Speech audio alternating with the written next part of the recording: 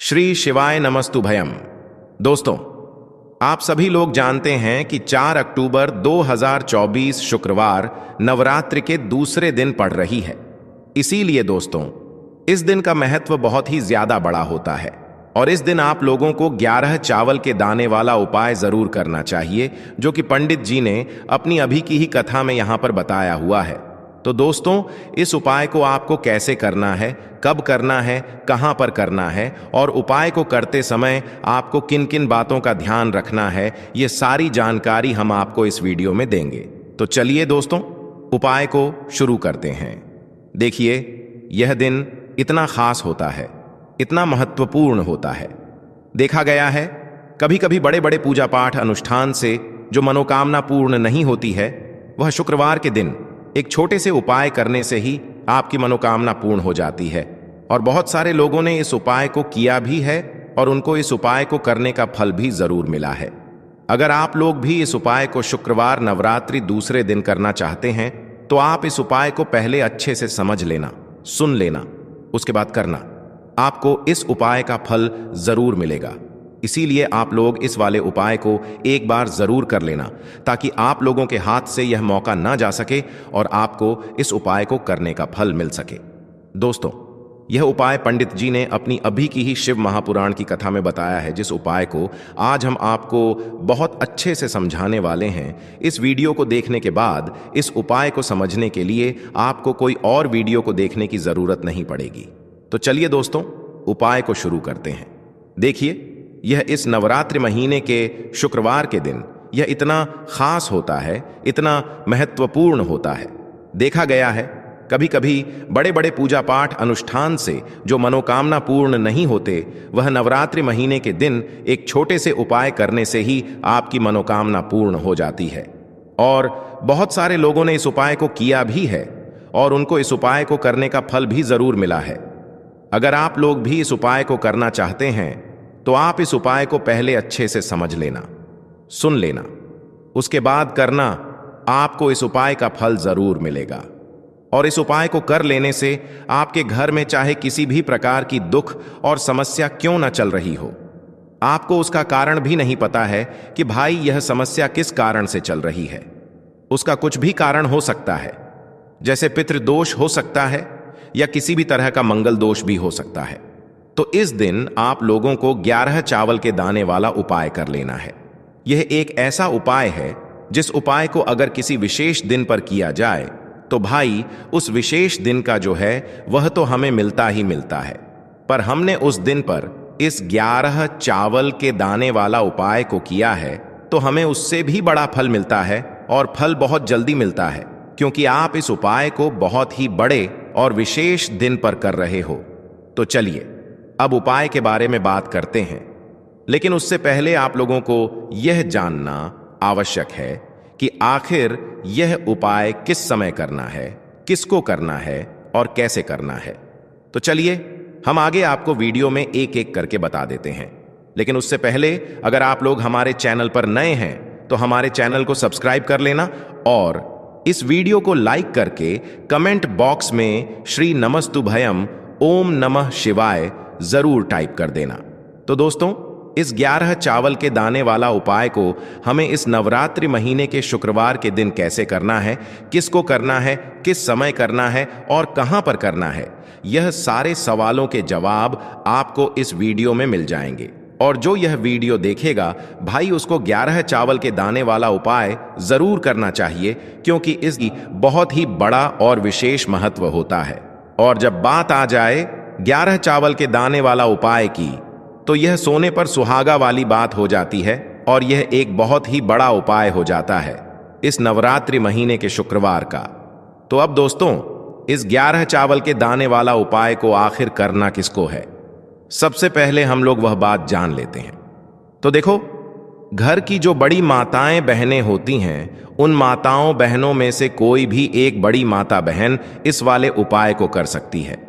और दोस्तों, अगर आप चाहे तो अपने घर में से सभी सदस्यों को भी इस उपाय को करवा सकते हैं।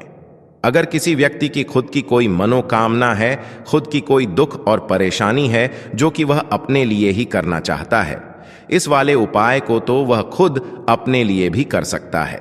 बाकी अगर कोई घर में से ऐसा है जो कि अपने पूरे घर परिवार की सुख और शांति के लिए यह वाला उपाय करना चाहता है, तो भाई वह भी कर सकता है, उसमें भी कोई दिक्कत वाली बात नहीं है।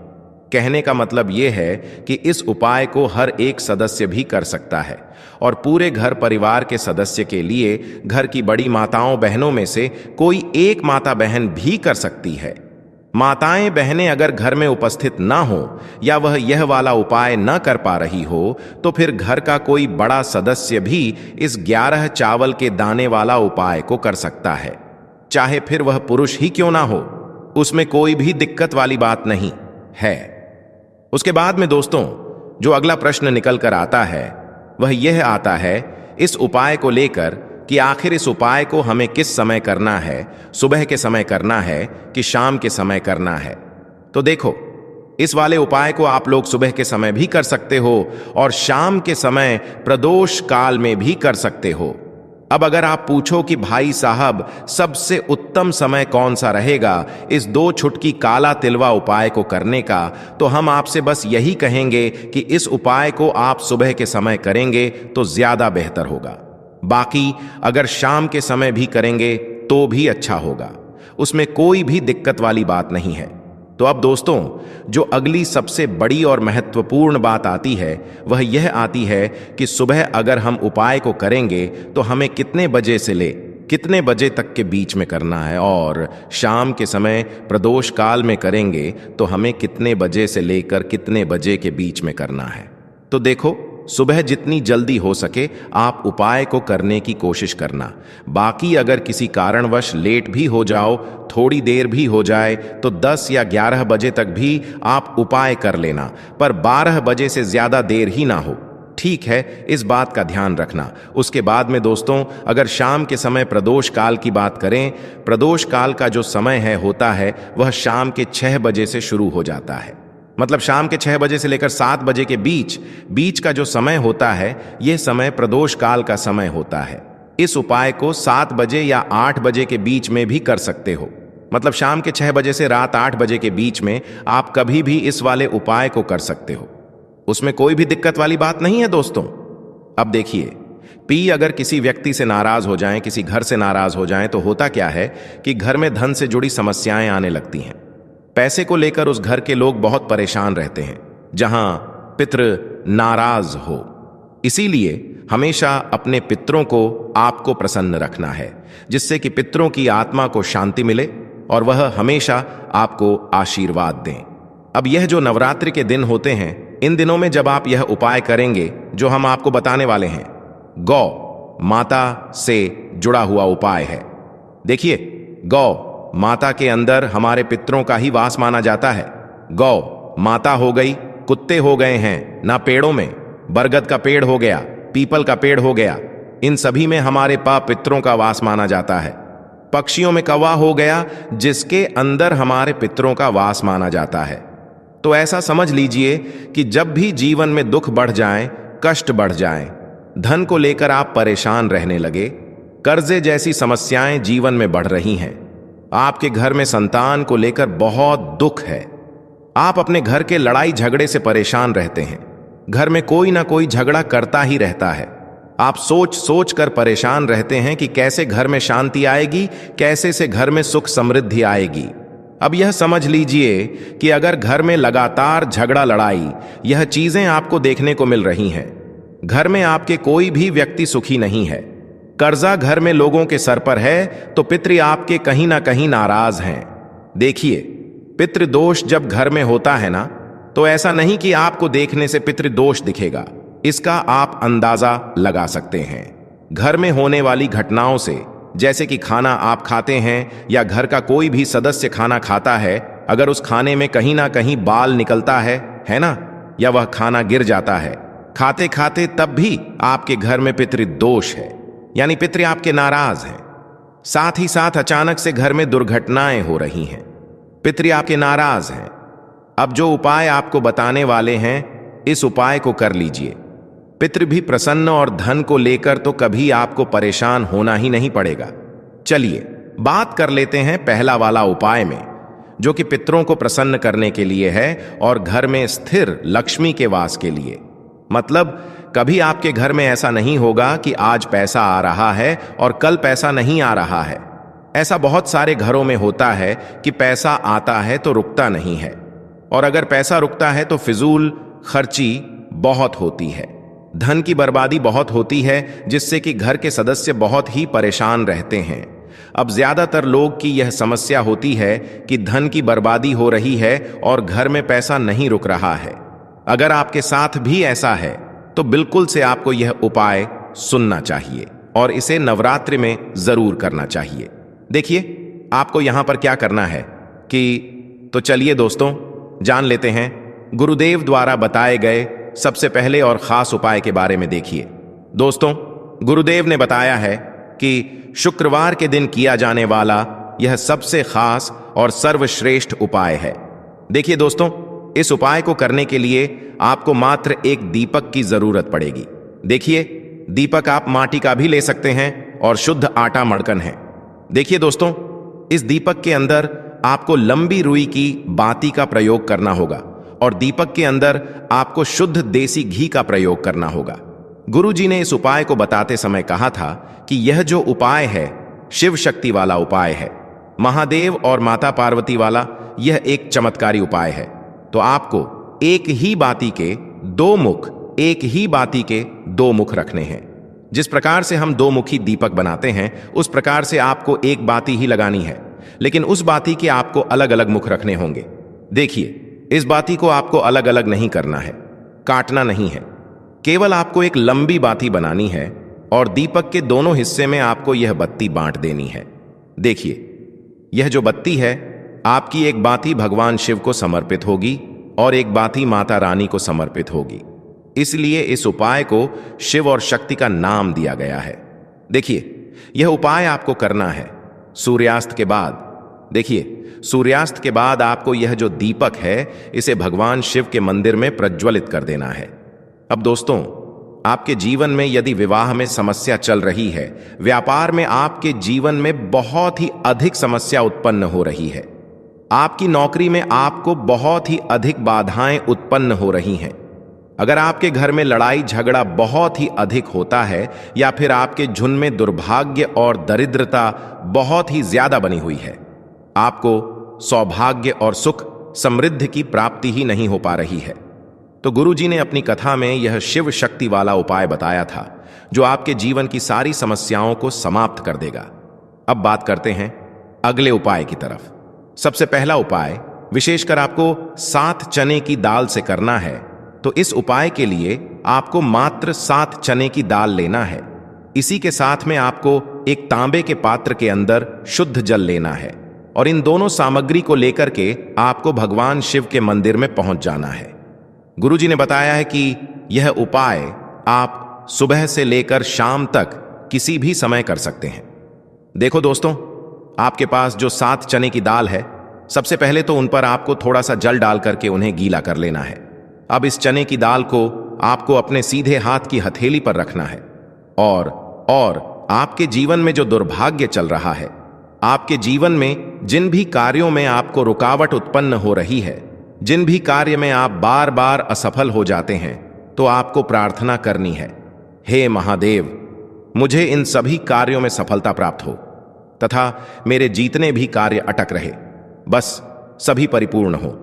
और यह 7 चने की दाल आपको भगवान शिव के शिवलिंग पर समर्पित कर देना है।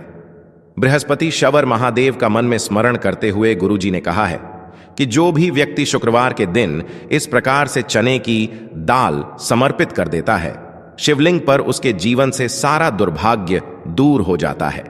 अब दोस्तों, अंत में जो एक जल का पात्र है आपके पास, इसे भी आपको भगवान शिव की शिवलिंग पर अर्पित कर देना है और श्री शिवाय नमस्तुभयम इस मंत्र का जाप करते हुए बस इतना सा उपाय करना है आपको। आपके जीवन का जितना भी दुर्भाग्य है वह सभी दूर होगा। अब दोस्तों, हम बात करते हैं दूसरे विशेष उपाय के बारे में। यह उपाय विशेषकर आपकी जो भी मनोकामनाएं हैं उन्हें परिपूर्ण करने वाला है।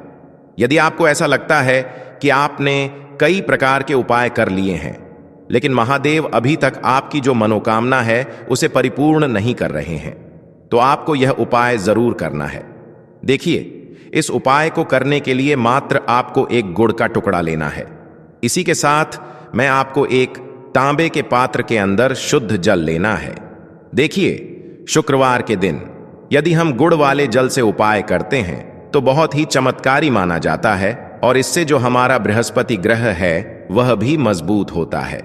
बृहस्पति ग्रह यदि हमारा मजबूत होता है तो हमें कभी भी जीवन में धन संपदा की कमी नहीं होती है। हमारे जीवन में जो दुर्भाग्य होता है वह भी सौभाग्य में बदल जाता है। तो देखिए दोस्त, इस उपाय के लिए आपको एक गुड़ का टुकड़ा लेना है, एक तांबे के पात्र के अंदर शुद्ध जल लेना है और इन दोनों सामग्री को लेकर के आपको भगवान शिव के मंदिर में पहुंच जाना है। अब दोस्तों, इसे गुड़ के टुकड़े को आपको उससे जल के पात्र के अंदर डाल देना है और गुड़ से युक्त जल आपको तैयार कर लेना है। आप इस जल को आपको भगवान शिव की शिवलिंग पर अर्पित कर देना है। श्री शिवाय नमस्तुभ्यम इस मंत्र का जाप करते हुए और बृहस्पति शवर महादेव का मन में स्मरण करते हुए जो भी व्यक्ति शुक्रवार के दिन इस प्रकार से यह गुड़ वाला जल समर्पित कर देता है शिवलिंग पर, उसके जीवन में कैसी भी कोई भी मनोकामना होगी वह हमारे महादेव परिपूर्ण कर देते हैं। तो आपको मनोकामना पूर्ति के लिए यह छोटा सा और सरल सा उपाय भी अवश्य ही करना है। अब दोस्तों, हम बात कर लेते हैं तीसरे विशेष उपाय के बारे में। देखिए दोस्तों, इस उपाय के लिए आपको मात्र एक तांबे के पात्र के अंदर शुद्ध जल लेना है। इसी के साथ मैं आपको 11 चावल यानी कि अक्षत के दाने लेना है। देखें, चावल के दानों को लेते समय आपको ध्यान रखना है कि यह कहीं से भी टूटे हुए या फिर खंडित नहीं होने चाहिए। इसी के साथ में आपको थोड़ा सा पीला चंदन भी लेना है। अब देखो दोस्तों, सबसे पहले तो इन सभी सामग्रियों को लेकर के आपको पहुंच जाना है भगवान शिव के मंदिर में। देखिए दोस्तों, सबसे पहले तो आपके पास जो चावल के दाने हैं उनमें आपको यह पीला चंदन थोड़ा सा डाल देना है और उन चावल के दानों पर आपको थोड़ा सा जल डाल करके उन्हें गीला करना है, यानी कि उन चावल के दानों को आपको पीला कर लेना है। इसी प्रकार सबको इन चावल के दानों को तैयार करना है, यानी कि यह जो चावल के दाने हैं स्वर्ण के समान हो चुके हैं और यह जो आपने चावल के दाने स्वर्ण के समान जो तैयार किए हैं इन्हें आपको भगवान शिव के शिवलिंग पर समर्पित कर देने हैं बृहस्पति महादेव का मन से स्मरण करते हुए। देखो, गुरु जी ने बताया है कि जो भी व्यक्ति पीले चंदन से युक्त इन चावल को तैयार करके शिवलिंग पर शुक्रवार के दिन इस प्रकार से समर्पित कर देता है उसके जीवन में जितना भी दुर्भाग्य है वह सभी दूर होने लगता है और जीवन की जो दरिद्रता है उससे भी उसको मुक्ति मिलने लगती है। अब दोस्तों, अंत में जो आपके पास एक तांबे के पात्र के अंदर जल है इसे भी आपको भगवान शिव के शिवलिंग पर अर्पित कर देना है। श्री शिवाय नमस्तुभयम इस मंत्र का जाप करते हुए और बृहस्पति शवर महादेव का मन में स्मरण करते हुए देखिए, यह सभी उपाय छोटे छोटे हैं लेकिन इनका जो फायदे है वह बहुत ही अधिक मिलेंगे। आपके जितने भी कार्य हैं वह सभी सिद्ध होते चले जाएंगे। आपके जितने भी कार्य में आपको रुकावटें आ रही हैं बस सभी दूर होती जाएंगी। दोस्तों, अब हम बात कर लेते हैं चौथे विशेष ऊ के बारे में। इस उपाय के लिए आपको लेना है 11 चावल के दाने। गुरुजी ने कहा है चावल के दाने खंडित नहीं लेने हैं, बिल्कुल साबुत होने चाहिए। उसके साथ में आपको लेना है एक बेलपत्र। बेलपत्र का भी एक नियम है, अगर आपके पास बेलपत्र नहीं है तो आप शिवलिंग से उठाकर उसको पुनः शुद्ध जल से धोकर इस्तेमाल कर सकते हैं। इस प्रकार आपको बेलपत्र लेना है। इसके बाद आपको एक लोटा जल लेना है। अब यह सब सामग्री लेकर आपको जाना है महादेव के मंदिर में। देखो, अब आपको उत्तर साइड में खड़े हो जाना है और सबसे पहले आपको एक बेलपत्र अपने हाथ पर और 11 चावल दाने रखकर शिवलिंग के ऊपर अपना नाम और गोत्र बोलते हुए समर्पित कर देना है और ओम नमः शिवाय, श्री शिवाय नमस्तुभ्यम का लगातार जाप करना है। अब आपको जो एक लोटा जल साथ में लेकर आए थे उसे धीरे धीरे बेलपत्र और चावल दाने के ठीक ऊपर आपको समर्पित करते जाना है और शिव पुराण के मूल मंत्र श्री शिवाय सभ्यम का 11 बार जाप करना है और अपनी मनोकामना बोलते जाना है। देखो, बस छोटा सा उपाय करना है दोस्तों। यदि आपको उपाय से जुड़ा किसी भी प्रकार का सवाल पूछना है तो आप कमेंट बॉक्स में पूछ सकते हैं। उपाय को करते समय आप किसी भी प्रकार की गलती नहीं करनी है। अगर आपको वीडियो अच्छी लगी हो तो चैनल को सब्सक्राइब जरूर करें। हर हर महादेव। ओम नमः